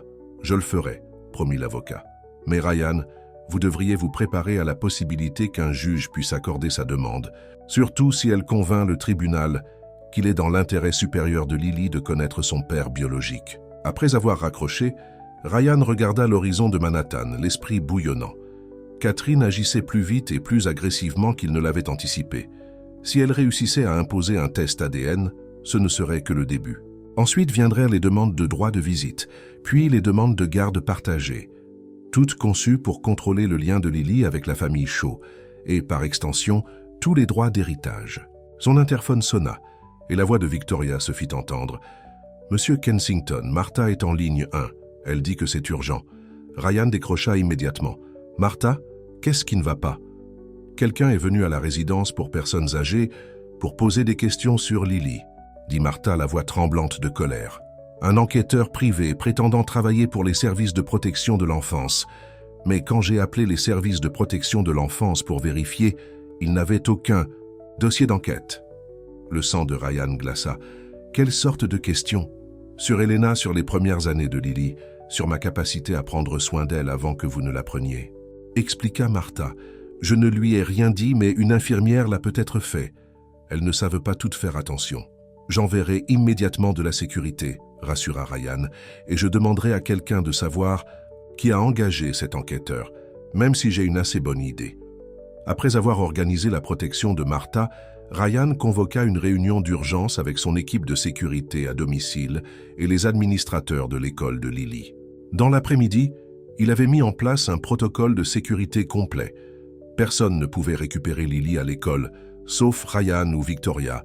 Tous les visiteurs du penthouse devaient être approuvés au préalable et Lily ne devait aller nulle part sans escorte de sécurité. Ce soir-là, alors que Ryan examinait des documents juridiques dans son bureau à domicile, Victoria frappa à la porte. « Monsieur Kensington, une femme est là pour vous voir. Elle dit qu'elle s'appelle Catherine Shaw et qu'elle ne reculera devant rien. » Ryan se tendit. « Lily est dans sa chambre ?» Victoria hocha la tête. « Oui, elle travaille sur son projet artistique. Elle ne sait pas que Madame Shaw est là. »« Bien, que ça reste ainsi, » ordonna Ryan. « Je rencontrerai Catherine dans le salon. » Catherine se tenait près des fenêtres, examinant le penthouse d'un œil critique. « Intéressant ce que vous avez fait de l'endroit, » remarqua-t-elle alors que Ryan entrait. Il était si élégant autrefois. Les murs qui avaient autrefois exposé des œuvres d'art abstrait coûteuses présentaient maintenant les dessins encadrés de Lily aux côtés de photos de familles professionnelles. Des plaids et des coussins colorés avaient adouci les meubles autrefois austères, et des livres pour enfants remplissaient des étagères qui ne contenaient autrefois que des récompenses professionnelles. « Que faites-vous ici, Catherine ?» demanda Ryan sans se soucier des politesses. « Je voulais voir où vit Lily, » répondit simplement Catherine, « pour comprendre ce à quoi je suis confronté. »« Vous n'êtes confronté à rien, » dit fermement Ryan. « Lily est ma nièce et je suis son tuteur légal. Fin de l'histoire. » Catherine sourit froidement. « Pour l'instant. Mais le test ADN changera les choses. Une fois la paternité légalement établie, Marcus aura des droits qui peuvent être exercés par moi en tant que mère de Christopher et épouse de Marcus. Est-ce pour ça que vous avez envoyé un faux enquêteur des services de protection de l'enfance pour harceler ma tante ?» lança Ryan. Catherine ne le nia pas. J'avais besoin d'informations d'une source impartiale. Martha est loin d'être objective en ce qui concerne Lily. Éloignez-vous de ma famille, avertit Ryan. Toute. Votre famille, répéta Catherine en levant un sourcil. Lily est la fille de Marcus, une Shaw. Cela fait d'elle la sœur de Christopher et une partie de notre famille. Aussi, la famille qui l'a reniée, rétorqua Ryan. La famille qui ne s'intéresse à elle que maintenant parce que vous vous inquiétez des revendications d'héritage. Le calme de Catherine se brisa légèrement. Vous, tu ne savez rien de mes préoccupations, Ryan. Il ne s'agit pas que d'argent. Alors de quoi s'agit-il? Demanda Ryan. De contrôle, admit Catherine, la voix plus dure maintenant. Marcus a tout perdu à cause de cet enfant, son entreprise, sa réputation, presque son mariage. Je ne le laisserai pas perdre, l'héritage familial non plus. Et qu'en est-il de ce que Lily a perdu? Demanda Ryan doucement. Sa mère, la sécurité de son enfance, des années sans père. Est-ce que tout cela vous importe? Bien sûr que oui, répondit Catherine, bien que ses yeux soient restés froids. C'est pourquoi j'ai proposé le fonds fiduciaire. J'essaye de sécuriser son avenir. Non, vous essayez de l'acheter, corrigea Ryan, et je ne le permettrai pas. Catherine se dirigea vers le couloir qui menait aux chambres. J'aimerais la rencontrer. Après tout, elle est ma belle-fille. Ryan se plaça devant elle, bloquant son passage. Absolument pas, vous devez partir maintenant. Oncle Ryan? La petite voix de Lily vint derrière lui. Elle se tenait dans le couloir, le collier en argent en forme de cœur brillant sur son pyjama. Qui est cette dame? Avant que Ryan ne puisse répondre, Catherine passa devant lui. Bonjour Lily, je suis Catherine Shaw. Sa voix avait changé, devenant chaleureuse et maternelle. Je suis une amie de ton père. Lily sembla confuse. Mon père? Mais mon oncle Ryan est... Ton père biologique, précisa Catherine, s'agenouillant au niveau de Lily. L'homme dont tu portes l'ADN. Il s'appelle Marcus Shaw. Ryan se déplaça rapidement vers Lily, lui mettant un bras protecteur autour des épaules. Ça suffit, Catherine. Mais Lily regardait déjà Ryan avec des yeux grands ouverts et interrogateurs. Oncle Ryan? Est-ce vrai? Monsieur Shaw est-il vraiment mon papa? Ryan se sentit pris au piège. Il n'avait jamais voulu que Lily le découvre de cette façon, certainement pas par les lèvres calculatrices de Catherine. Mais il ne lui mentirait pas non plus. Oui, Lily, admit-il doucement. Marcus Shaw est ton père biologique, mais il n'a pas fait partie de ta vie jusqu'à présent. Parce qu'il ne me voulait pas, demanda Lily, la voix faible. Avant que Ryan ne puisse répondre, Catherine intervint. Parce qu'il ne savait pas comment être un père à l'époque. Mais les gens changent, Lily. Et les familles peuvent grandir et guérir. Ryan lança un regard d'avertissement à Catherine. Ce n'est pas à toi de raconter cette histoire. C'est autant mon histoire que la tienne, répondit froidement Catherine, puis se tourna vers Lily avec un sourire doux. J'ai un fils qui s'appelle Christopher. Il a 10 ans. Cela fait de lui ton demi-frère. N'aimerais-tu pas le rencontrer? Lily semblait dépassée, serrant inconsciemment son collier pour se réconforter. Je ne sais pas. Ça suffit. Dis fermement, Ryan. Lily, retourne dans ta chambre, s'il te plaît. Victoria sera juste là.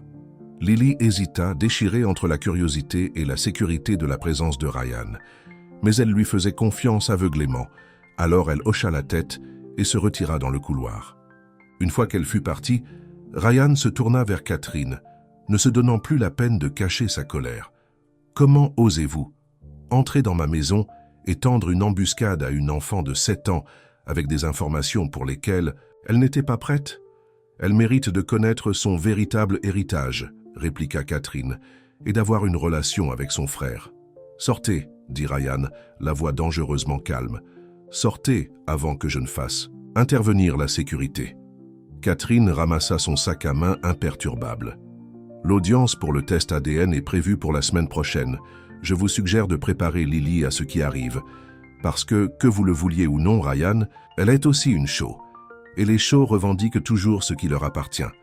Après le départ de Catherine, Ryan alla dans la chambre de Lily, la trouvant recroquevillée sur son lit, les larmes coulant sur son visage. « Lily Fleur, dit-il doucement, s'asseyant à côté d'elle, « je suis tellement désolé que tu aies dû le découvrir comme ça. »« Est-ce vrai ?»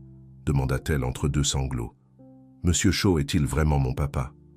Ryan hocha tristement la tête. « Oui, mais je comptais te le dire quand tu serais plus grande. quand tu pourrais mieux comprendre. Tiens, savait-il que j'existais? Quand je vendais des bonbons dans la rue. La question brisa le cœur de Ryan. Oui, il le savait. Mais il a fait de mauvais choix, Lily. Des choix qui n'avaient rien à voir avec toi et tout à voir avec son propre égoïsme. Tout comme tu n'es pas venu voir maman et moi pendant longtemps? Demanda Lily, sa question innocente coupant plus profondément que toute accusation. Ryan avala difficilement. Oui, Lily, j'ai fait de mauvais choix aussi. Mais j'essaie de les réparer maintenant. Lily resta silencieuse un instant, jouant avec son collier. Tam Shaw a dit que j'avais un frère, un demi-frère, précisa Ryan. Christopher est le fils de Monsieur Shaw avec Madame Shaw. Sait-il que j'existe? Demanda Lily curieusement. Je ne pense pas, admit Ryan. Pas jusqu'à récemment, en tout cas. Lily réfléchit à cela, son jeune esprit essayant de traiter la situation adulte compliquée. Dois-je aller vivre avec eux maintenant? Non, dit Ryan avec insistance. Absolument pas. C'est ta maison avec moi. Mais si, Monsieur Shaw est mon vrai papa. Écoute-moi, Lily, interrompit doucement Ryan, prenant ses petites mains dans les siennes. La famille, ce n'est pas seulement celui qui t'a créé. C'est celui qui t'aime, qui prend soin de toi, qui te met en premier. Ta mère le savait. C'est pourquoi elle t'a donné ce collier, pour te rappeler que c'est l'amour qui fait une famille. Lily toucha le cœur en argent. Maman a dit que c'était spécial parce qu'il venait de toi. Ryan hocha la tête, l'émotion serrant sa gorge. Je le lui ai donné à la mort de notre mère, pour lui rappeler que même si nous avions perdu maman, nous nous avions toujours l'un l'autre. Il fit une pause, le regret le submergeant. J'ai oublié ça pendant un moment, mais je me souviens maintenant, Lily, et je n'oublierai plus jamais.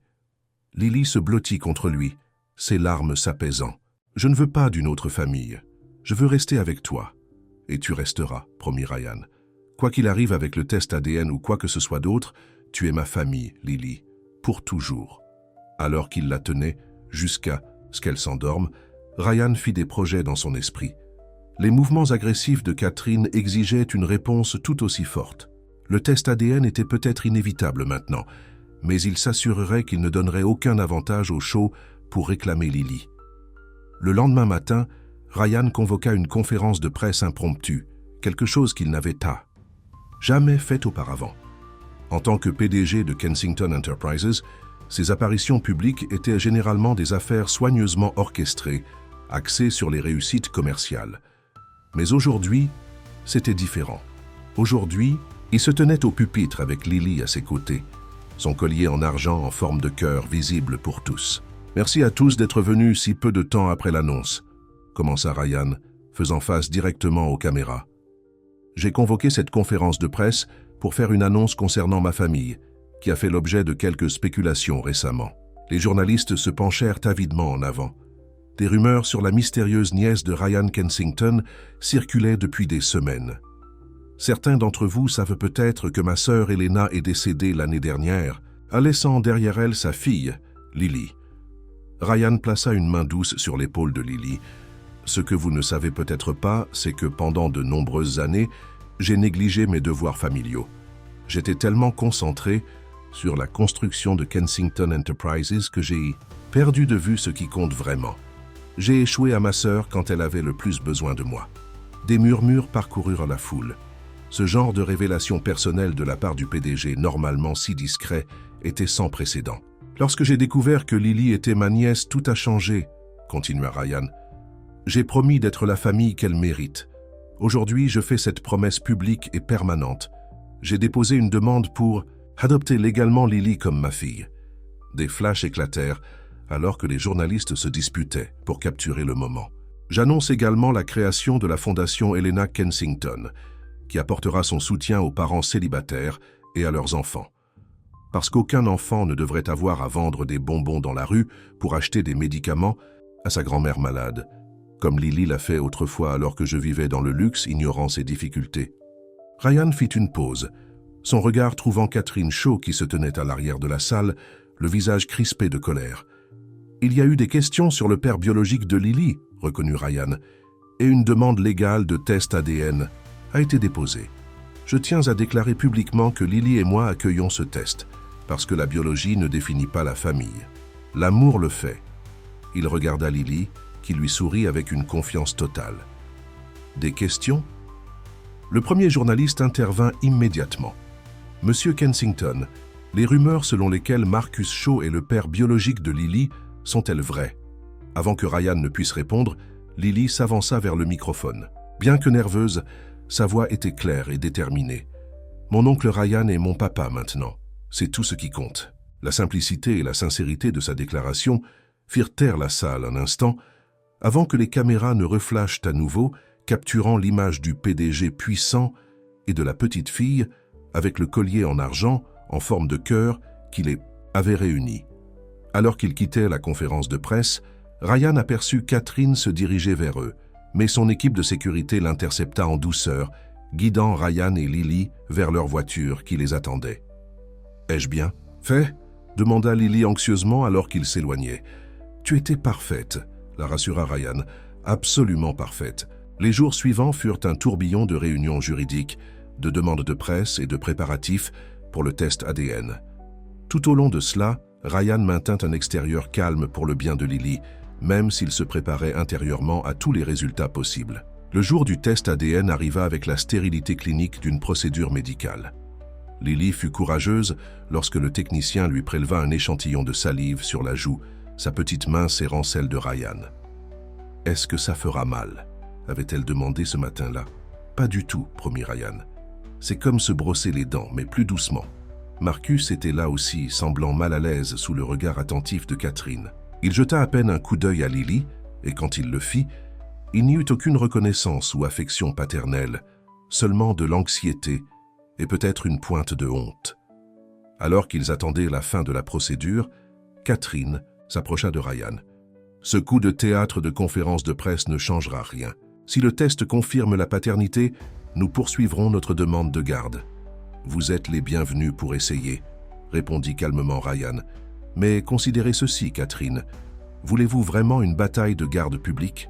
Parce qu'après ma conférence de presse, le monde entier observe.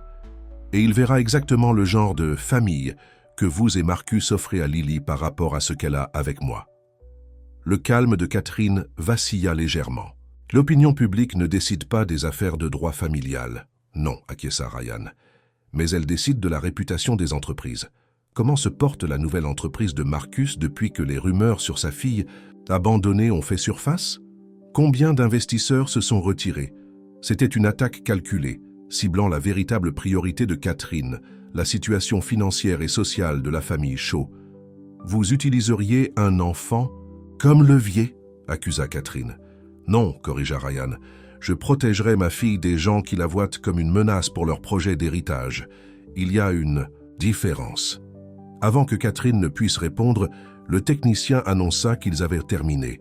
Alors qu'ils se préparaient à partir, Lily surprit tout le monde en s'approchant de Marcus. « Monsieur Shaw, dit-elle poliment, levant les yeux vers l'homme qui avait contribué à son existence, mais rien de plus. Je voulais juste vous remercier. » Marcus sembla surpris. « Pourquoi ?»« Pour m'avoir aidé à naître, » expliqua Lily avec la logique simple d'un enfant. « Parce que si vous ne l'aviez pas fait, je ne serais pas là pour rencontrer oncle Ryan. » Marcus n'avait pas de réponse à cela, mais pour la première fois, il regarda vraiment Lily, son visage innocent, le collier en argent en forme de cœur qui avait tout commencé. Quelque chose changea dans son expression, une reconnaissance, qui ne pouvait peut-être pas être exprimée avec des mots. 3 jours plus tard, les résultats de l'ADN confirmèrent ce que tout le monde savait déjà. Marcus Shaw était le père biologique de Lily. Catherine chargea immédiatement ses avocats de demander des droits de visite, mais le juge hésita à perturber la nouvelle stabilité de Lily sans preuve évidente que cela lui serait bénéfique. L'enfant a déjà subi des traumatismes et des changements importants, nota le juge lors de l'audience préliminaire. Monsieur Kensington a fourni un foyer stable et aimant. Toute disposition relative aux visites doit privilégier le bien-être émotionnel de Lily. C'était une petite victoire, mais Ryan savait que la bataille était loin d'être terminée. Catherine n'abandonnerait pas si facilement, et les procédures judiciaires pourraient durer des mois, voire des années. Ce à quoi il ne s'attendait pas, c'est l'appel téléphonique qui arriva tard un soir alors qu'il lisait une histoire au coucher à Lily. « Ryan, c'est Marcus », dit la voix au bout du fil, sonnant fatiguée et résignée. « On doit parler, sans les avocats, sans Catherine. Ils convinrent de se rencontrer dans un bar tranquille du centre-ville, un territoire neutre loin de leur bureau et de leur maison. Marcus était déjà là quand Ryan arriva, sirotant un whisky et ayant l'air plus âgé que son âge. « Merci d'être venu », dit Marcus alors que Ryan s'asseyait en face de lui. « De quoi s'agit-il, Marcus ?» demanda Ryan avec méfiance. Marcus regarda sa boisson. « J'ai vu les photos de ta conférence de presse. Lily portant le collier d'Elena, elle lui ressemble tellement. » Ryan resta silencieux, attendant. « J'ai fait beaucoup d'erreurs, » continua Marcus, « avec Elena, avec Lily, avec toi. Quand Elena m'a dit qu'elle était enceinte, tout ce à quoi je pouvais penser, c'était ma carrière, mes fiançailles avec Catherine, la fusion sur laquelle nous travaillions. Je me suis convaincu que je protégeais tout le monde, en gardant le secret. Tu te protégeais, corrigea froidement Ryan. Elena a souffert seule à cause de ton égoïsme. Ah oui, admit Marcus, surprenant Ryan par sa franchise. J'étais un lâche, et j'en paie les conséquences depuis. Mon mariage avec Catherine a été une lutte de pouvoir dès le premier jour. Elle surveille chaque décision que je prends, chaque dollar que je dépense. La seule joie que j'ai, c'est Christopher, et même avec lui, j'ai l'impression d'échouer. « Pourquoi me dis-tu ça ?» demanda Ryan. Marcus leva les yeux, rencontrant directement le regard de Ryan. « Parce que je retire notre requête pour les droits de visite. Catherine ne le sait pas encore. Elle sera furieuse. Mais j'ai chargé mes avocats de déposer les papiers demain. » Ryan était stupéfait. « Pourquoi ?» « Parce que j'ai vu la façon dont Lily t'a regardé au centre de test ADN, » expliqua Marcus, « comme si tu étais la lune, et la façon dont elle m'a regardé avec politesse mais sans connexion, sans amour. » Il fit une pause, avalant difficilement. « Elle a ce dont elle a besoin en toi, Ryan, un vrai père. Je ne suis que de la biologie. » « Et Catherine ?» demanda Ryan avec scepticisme. « Elle n'abandonnera pas si facilement. » « Laisse-moi gérer Catherine, » dit Marcus avec une nouvelle résolution. « Il est temps que je lui résiste, pour le bien de Christopher autant que pour celui de Lily. Aucun enfant ne doit être utilisé comme un pion dans les jeux d'adultes. » Ryan étudia attentivement son ancien partenaire. « Pourquoi devrais-je te croire, après tout ce que tu as fait ?» Marcus fouilla dans sa poche et sortit une petite boîte en velours, à cause de ça. Il l'ouvrit pour révéler un bracelet en argent délicat avec un pendentif assorti au collier de Lily, un cœur avec une petite rose gravée dessus. « Elena m'a laissé ça avant de couper les ponts, » expliqua Marcus. « Elle a dit que si je changeais d'avis sur le fait de faire partie de la vie de Lily, je devrais rendre les deux pièces, le collier et le bracelet. C'était un ensemble, destiné à symboliser le lien entre une mère et sa fille. » Il ferma la boîte et la fit glisser sur la table vers Ryan. « Je n'ai jamais eu le courage de la lui rendre du vivant d'Elena. Mais je pense que Lily devrait l'avoir maintenant. » Ryan prit la boîte, l'émotion serrant sa gorge. « Pourquoi ne pas le lui donner toi-même ?» Marcus secoua la tête. « Parce que ça devrait venir de quelqu'un en qui elle a confiance, quelqu'un qui a mérité le droit d'être sa famille. Pas de moi. » Il se leva pour partir, puis hésita. « Prends soin d'elle, Ryan, sois le père que je n'ai pas pu être. » Dans les semaines qui suivirent, fidèle à sa parole, Marcus retira la requête de droit de visite. Catherine était furieuse, menaçant de divorce et de scandale public, mais Marcus resta ferme. Finalement, ils parvinrent à un accord privé. Catherine abandonnerait toutes les revendications juridiques concernant Lily en échange du soutien financier continu de Marcus au style de vie somptueux auquel elle et Christopher étaient habitués. La fondation Helena Kensington prospéra, apportant son soutien à des centaines de familles monoparentales. Ryan restructura Kensington Enterprises pour privilégier des politiques favorables aux familles, recevant les éloges des publications commerciales qui avaient autrefois critiqué son approche impitoyable. Un samedi ensoleillé, 6 mois après le test ADN, Ryan et Lily étaient assis à Central Park, nourrissant les canards comme ils l'avaient fait avec Martha ce jour-là. Lily portait maintenant le collier en argent en forme de cœur et le bracelet assorti, l'ensemble enfin réuni. « Oncle Ryan », dit-elle pensivement. « Est-ce que Monsieur Shaw demande parfois de mes nouvelles ?» Ryan hocha la tête. « Parfois. Il demande comment tu vas à l'école, si tu es heureuse. Veut-il me voir ?» demanda Lily, son expression plus curieuse qu'anxieuse maintenant. « Seulement si tu veux le voir, » répondit honnêtement Ryan. « C'est entièrement ton choix, Lily Fleur. Quoi que tu décides, je te soutiendrai. » Lily réfléchit à cela, jouant avec son bracelet. Peut-être un jour. Pas maintenant, mais un jour. Et peut-être que je pourrai rencontrer Christopher aussi. Quand tu seras prête, la rassura Ryan. Il n'y a pas de hâte. Oncle Ryan, dit Lily, changeant de sujet. Le juge a dit aujourd'hui que tu es officiellement mon papa maintenant. Est-ce que ça veut dire que je devrais t'appeler papa au lieu d'oncle Ryan? L'adoption avait été finalisée ce matin-là.